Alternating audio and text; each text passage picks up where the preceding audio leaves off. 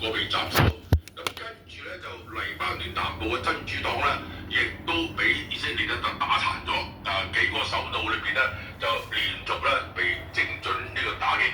阿薩德政權啊，即係敍利亞阿薩德政權裏邊咧，短短12日咧就俾呢個反對派嘅武裝啦，就攻入咗大馬士革。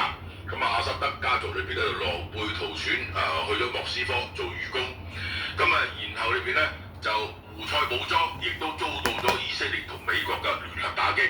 亦都而家都抱頭鼠竄。咁所以咧就分分鐘喺下一階段裏邊咧，就以色列嚟講，美國咧就對呢個所謂嘅抵抗之狐嘅後台老闆咧，就伊朗就呢個進行呢個摧毀性嘅打擊，剝咗佢喺中東嗰裏邊作惡嗰個本錢。咁所以咧就喺過去嗰1年當中咧，影響國際政治最重大就上面有幾件啦。但係咧，我講到話嗰個即係大改組咧，喺過去1年，除咗美國白宮咧就呢個即將易主之外咧，你睇下英國亦都換首相，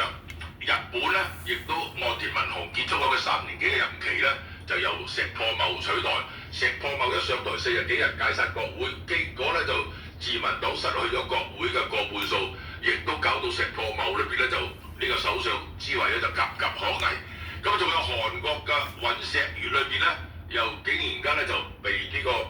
國會呢個彈劾之前佢整咗一個44年嚟首次嘅嗰個戒嚴令，結果裏邊咧就唔夠幾個鐘頭就要呢個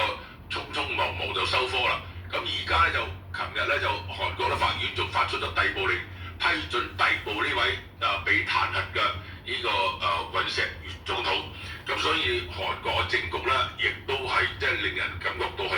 眼花繚亂。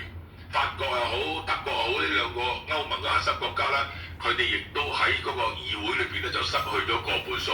呢個有啲極右傾嘅嗰啲咁樣嘅政黨就喺個輿